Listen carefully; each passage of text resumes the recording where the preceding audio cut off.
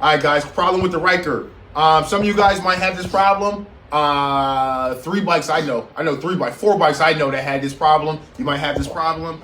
Brake light sticking. Why is your tail light staying on? This bike's been started and it's off, but the brake light is staying on.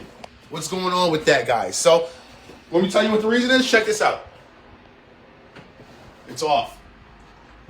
The brake pedal isn't coming all the way back up, guys. And you want to learn how to fix that problem? Make sure you subscribe to my YouTube channel, King Jaffe Joe 413. Peace. All right, what up, guys? It's your boy King Jaffe Joe 413, back with another one. All right, quick one, guys. How you guys doing? Chilling? You already know me. Chilling like always. So, quick video.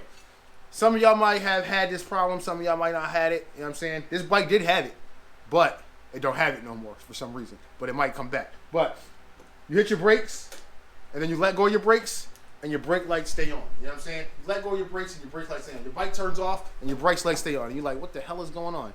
So what's going on there is, and sometimes what that does is you might not know it because you're riding. So if you riding, you might not know your brake lights is on the whole time. You know what I'm saying? Sets off codes. That's one thing that can set off a code because the bike thinks you're riding your brakes. So to set off a code, VVS code, VSS, whatever it's called, code, and you want limp mode. You know what I'm saying? You don't want that. But if you do have that problem where you're pressing your brakes and they're sticking, there's a little brake switch here.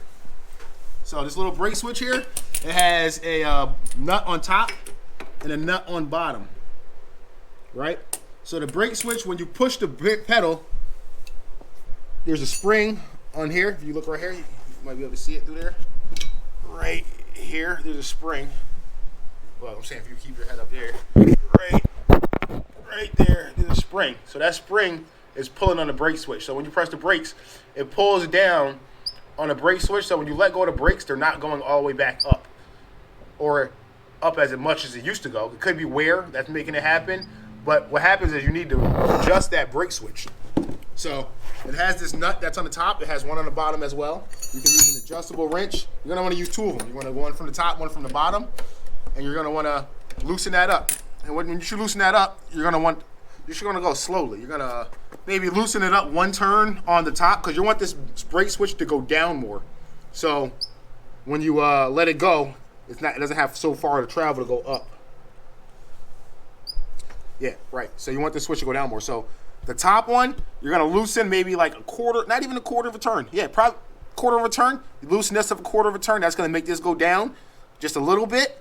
And then you're going to tighten the bottom one up, just finger tighten it up. And then you want to test it. You want to always test it. You want to go slowly and test it.